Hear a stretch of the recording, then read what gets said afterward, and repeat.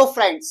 आज दुनिया उस दोराहे पे आके खड़ी हो गई है कि वर्ल्ड वॉर 3 की चिंगारी कहीं भी भड़क सकती है। बीच में इसराइल ने फिलिस्तीन या गाजा पट्टी पर हमले करके गाजा पट्टी को लगभग एक पार्किंग लॉट बना दिया, बॉम्बिंग इतनी ज्यादा की और लगभग 50% जनसंख्या या तो मर गई या उनको जगह छोड़नी पड़ी अपनी।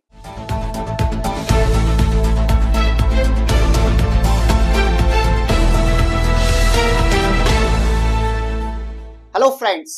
आज दुनिया उस दोराहे पे आके खड़ी हो गई है कि वर्ल्ड वॉर 3 की चिंगारी कहीं भी भड़क सकती है। एक हाईलाइटेड पॉइंट ऑलरेडी चल रहा है जो यूक्रेन में और रशिया में वॉर चल रहा है और जिसको 3 साल से ज्यादा हो चुके हैं वॉर स्टार्ट हुए और अब भी कोई नजदीकी मामला दिखाई नहीं देता कि ये वॉर बंद हो जाएगा या कब रुकेगा।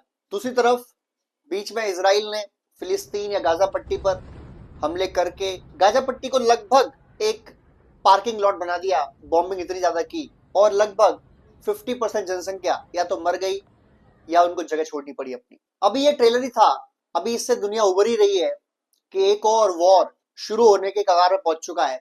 हालांकि ये वॉर ऑलरेडी हो चुका है 12 दिन का, जून 2025 में जब इसराइल और ईरान के अंदर वॉर शुरू हो गई थी। बट मैं ऐसा कह सकता हूं कि उस समय ईरान ने भी और इसराइल ने भी दोनों ने अपनी टेस्टिंग की और मालूम पड़ा कि दोनों के फायदे में है वॉर को रोकना, तो वो रोक दिया गया। बीच में अमेरिका ने बॉम्बिंग भी कर ली मिडनाइट हैमर ऑपरेशन चला के और क्लेम भी कर लिया डोनाल्ड ट्रंप ने। क्लेम तो वो पहले ही कर लेते हैं वैसे, कुछ हो या ना हो, कि हमने ईरान की सारी जो न्यूक्लियर फैसिलिटीज है वो खत्म कर दी है और अब ईरान की न्यूक्लियर फैसिलिटीज या न्यूक्लियर बॉम्ब बनाने की कैपेसिटी 20 साल पीछे हो चुकी है। लेकिन मालूम पड़ा कि 6 महीने बाद ही अब अमेरिका कहता है कि हमसे न्यूक्लियर पर डील करो कि आप न्यूक्लियर बॉम्ब नहीं बनाओगे। यहाँ पर क्रॉस क्वेश्चन ये आया कि भाई अगर उनकी कैपेसिटी खत्म हो गई थी और 20 साल पीछे जा चुके थे तो डील कैसे चाहिए फिर आपको डोनाल्ड ट्रंप साहब। लेकिन ईरान के लीडर्स ने भी, खुद सुप्रीम लीडर आयतुल्लाह खामनेई ने भी, उनके विदेश मंत्री आरागची ने भी, उनके राष्ट्रपति पेजेश्कियान ने भी ये बोल दिया कि ईरान की जो न्यूक्लियर फैसिलिटीज हैं वो हमारे पास अवेलेबल है और हमारे साथ हैं और बिल्कुल भी डैमेज नहीं हुआ है। हाँ, थोड़ा बहुत हमारे जो फैसिलिटीज थी वहां गड्ढे गुड्ढे हुए हैं वो हम ठीक कर लेंगे। उन्होंने तो ये भी क्लेम कर दिया कि कई ऐसे बॉम्ब्स थे, बंकर बस्टर बॉम्ब, जो अमेरिका ने मिडनाइट हैमर के अंदर गिराए और वो फटे ही नहीं जाके नीचे, हमारे पास अवेलेबल है और हमने उनको री इंजीनियर करके वैसे ही बॉम्ब और बना लिए हैं। ये हमने करा। अब इस समय ईरान और अमेरिका की वॉर कब शुरू हो जाए ये एग्जैक्टली कोई नहीं कह सकता। आज रात हो जाए, कल रात हो जाए, 4 दिन के बाद हो जाए, क्योंकि तनाती इतनी बढ़ा ली है अमेरिका ने। जो इराक पर हमले से पहले यानी 2001 2003 उस समय, मतलब आज से 22-25 साल पहले जो घेराबंदी की थी इराक की अमेरिका ने हमले से पहले, उससे भी ज्यादा घेराबंदी अब कर ली है मिडिल ईस्ट की अमेरिका ने और टारगेट है ईरान। अब पहले अमेरिका की तैयारी की बात करते हैं और फिर बात करेंगे ईरान कैसे तैयार है पलटवार के लिए और क्या ये वॉर रुक सकता है अब भी या इस वॉर का अब होना लगभग तय हो चुका है।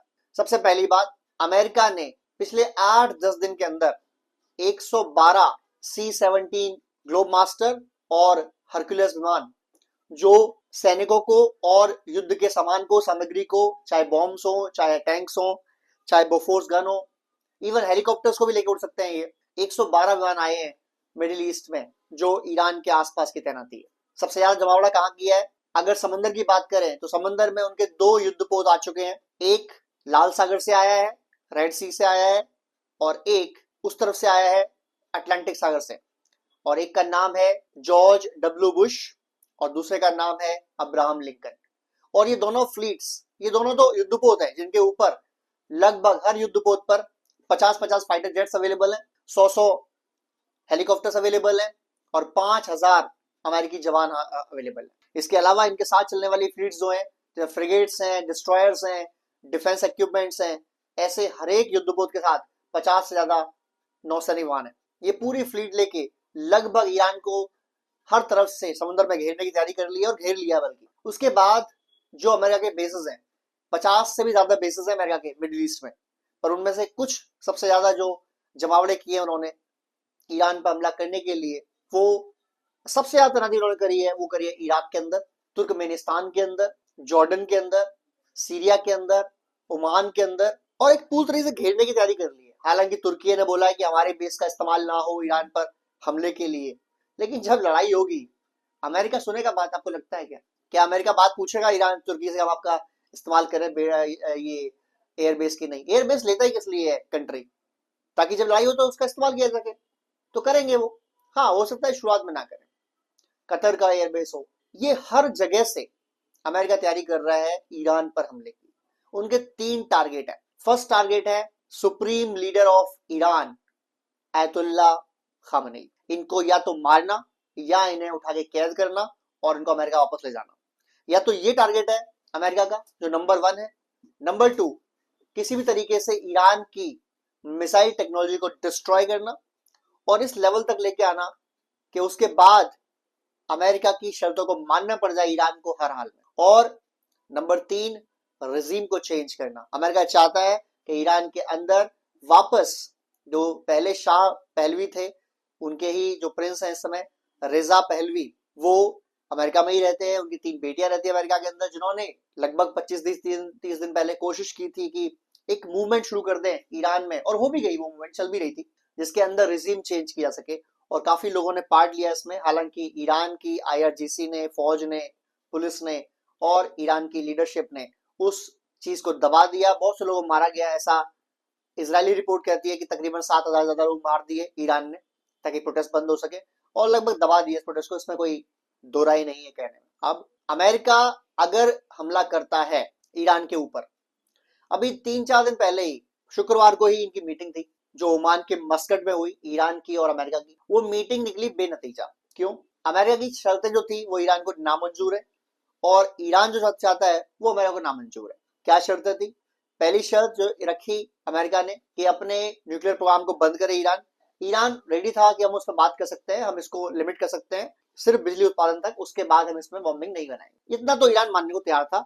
लेकिन अमेरिका ने जो दूसरी शर्त रखी वो नामंजूर कर दी, ईरान ने सिरे से खारिज कर दी। इवन उनके विदेश मंत्री जो अरागची हैं, जब वो निकल रहे थे मीटिंग के लिए ईरान से, उन्होंने वही कह दिया था कि हमारी जो बातचीत का दायरा है वो सिर्फ न्यूक्लियर बॉम्ब्स तक है, उसके अलावा हम किसी भी और चीज के बारे में बातचीत करने जा ही नहीं रहे हैं। अमेरिका बोलता है, अमेरिका और इजराइल चाहते हैं कि ईरान अपनी मिसाइल की जो लिमिट है, यानी मिसाइल की जो दूरी है मार करने की, वो 500 किलोमीटर कर दे, यानी वो इजराइल की पहुंच तक ना हो, यानी इजराइल को मार तक ना पहुंच सके। एक तो यार इजराइल और अमेरिका ये कैसे तय कर सकते हैं कि ईरान की मिसाइल की टेक्नोलॉजी की दूरी कहां तक होगी?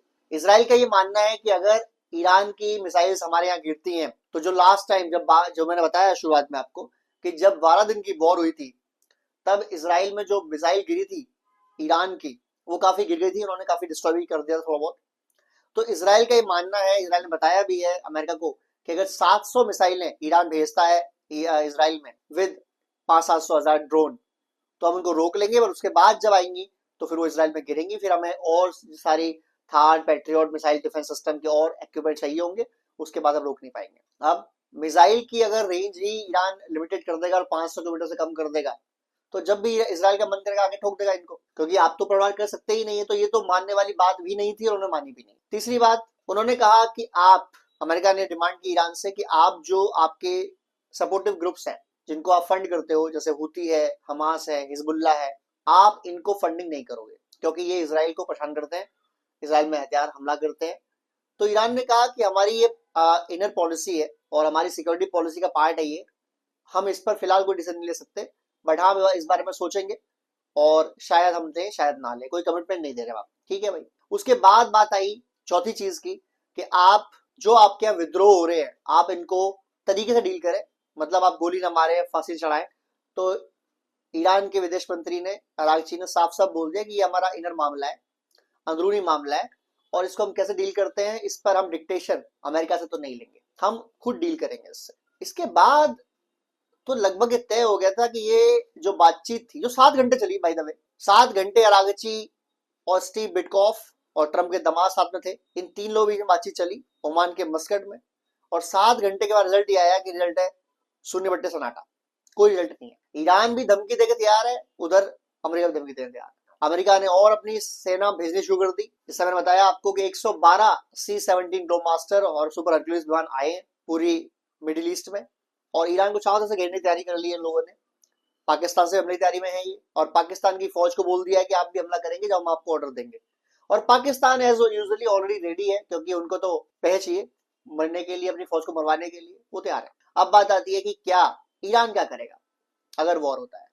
इसराइल ने ये भी कह दिया कि अगर ईरान अपनी मिसाइल्स को लिमिट नहीं करता, जो कि ईरान ऑफ कोर्स नहीं करेगा, तो हम उन पे हमला करेंगे। तो फिर तो कंफर्म हो गया कि लड़ाई होनी है। होनी कब है वो एक बात है, होनी है तय, कब होनी है ये एक बात है। इसराइल के पीएम बेंजामिन नेतन्याहू परसों यानी बुधवार को जा रहे हैं अमेरिका डोनाल्ड ट्रंप से मिलने, और वहां उस मीटिंग में शायद वो बताने जा रहे हैं कि जब लास्ट टाइम आपको याद है जब हमला करने की तैयारी कर ली थी, और हमने न्यूज भी दी थी कि हमला होने की तैयारी हो चुकी है, लेकिन फिर हमला टल गया, क्योंकि डोनाल्ड ट्रंप ने जब अपने सैनिकों से पूछा, जब अपने लीडर से पूछा कि क्या हम ईरान को हरा देंगे 24 आवर्स या 48 आवर्स में, उन्होंने बोला नहीं।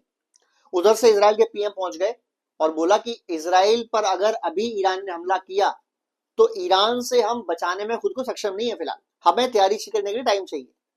वो टाइम क्या उनका मुकम्मल हो गया है, और परसों बताने जा रहे हैं बाकायदा कि ठीक है जी अब चाहे तो लड़ सकते हैं और हम अब रेडी हैं मरने के लिए भी मारने के लिए, क्योंकि ये तो कंफर्म्ड है कि जब हमला होगा तो वो कोऑर्डिनेटर हमला होगा इसराइल और अमेरिका दोनों का, और कंफर्म ईरान को खत्म करने की उनकी कोशिश होगी। अब ईरान क्या पलटवार करेगा वो बताते हैं आपको। ईरान के पास इस समय जो कैपेसिटी है 300 ड्रोन डेली बनाता है ईरान, डेली रोज, और 600 मिसाइल है एक मंथ में रास्ता है। ईरान के पास इस समय 2500 से 3000 मिसाइल्स अवेलेबल है, हाइपरसोनिक क्रूज मिसाइल्स, और लगभग 5 से 6000 ड्रोन्स अवेलेबल है। इसके अलावा उनकी प्रोडक्शन बहुत फास्ट हो रही है, और जो उनकी गलतियां थी पहले डिफेंस सिस्टम की, क्योंकि पहले क्या हुआ था कि इसराइल के फाइटर जेट्स आए ईरान के ऊपर उड़े, जहां उनका मन करा बॉम्बिंग की एंड देन चले गए, और इसराइल के फाइटर जेट्स को रोकने के लिए ईरान का जो डिफेंस सिस्टम था वो बिल्कुल नाकामयाब रहा। उसको दिखाई नहीं कि कौन सा फाइटर जेट्स है, कहाँ है, किधर है, कुछ नहीं पता लगा। लेकिन इसमें मदद की है रशिया ने, और ऐसा कहा जा रहा है कि रशिया ने S-400 जो भारत के पास भी है, और भारत में उसने क्या काम किया, क्या शानदार काम किया ऑपरेशन सिंदूर में, कि पाकिस्तान का एक ड्रोन एक मिसाइल भारत में कहीं गिर नहीं सकी। वो डिफेंस सिस्टम जिसे हम बोलते हैं सुदर्शन, वो डिफेंस सिस्टम पाकिस्तान की जिसने धज्जियां उड़ा दी, पाकिस्तान की मिसाइलों जिसने धज्जियां उड़ा दी, जिसने तुर्की के ड्रोन की धज्जियां उड़ा दी, वो डिफेंस सिस्टम S-400 दे दिया है ईरान को रशियन। और अगर ये बात सच है तो फिर इसराइल के फाइटर जेट्स, इसराइल के मिसाइल्स, इवन अमेरिका के फाइटर जेट्स, अमेरिका के मिसाइल्स सेफ नहीं है। और दे इसलिए दिया हुआ रशिया ने, एक तो रशिया भी चाहता है कि इनफ इज इनफ, अमेरिका का बहुत हो गया ड्रामा यार, इनका मन करता है वहां हमला कर देते। दूसरा एक आक्षेप लगता है, एक आरोप लगता है कि अमेरिका अपने पार्टनर्स के लिए लड़ने आता है, लेकिन रशिया और चाइना अपने पार्टनर्स के लिए लड़ने नहीं आते। इस बार इस समय रशिया के और चाइना के दोनों के युद्धपोत तो नहीं कह सकते आप पानी के जहाज उड़ सकते हैं, डिस्ट्रॉयर फ्रिगेट्स, वो इस समय ईरान में अवेलेबल है, और वो एक तरीके की रिहर्सल करने के लिए गए हैं, युद्धाभ्यास करने के लिए गए हैं, लेकिन वो सबको पता है कि ऐसा नहीं है, वो भी लड़ेंगे अगर मौका आया तो। अब रशिया के पास एक तो ये है कि उनको ईरान की हेल्प करनी है टू स्टॉप अमेरिका, और दूसरा ये है कि जब वॉर हो रही है, अभी चली रही है यूक्रेन और रशिया की वॉर, इसमें शाहिद ड्रोन्स वो सारे ईरान ने सप्लाई किए हैं रशिया को, और उन्होंने बेहतरीन काम भी किया है रशिया के लिए यूक्रेन के अंदर। तो ये जरूरी है ईरान की तरफ से कि जब वो डिमांड करे तो रशिया उसकी हेल्प करे, और रशिया ने हेल्प करी है, S-400 मिसाइल दे दी है, और ऐसा मुसलमान मानना है कि उन्होंने ऑर्सनिक मिसाइलें भी दे दी हैं। और अगर ऑर्सनिक मिसाइलें इस समय ईरान के पास हैं, 5-10 भी हों, बहुत डेंजरस है, क्योंकि उनका एक टारगेट है।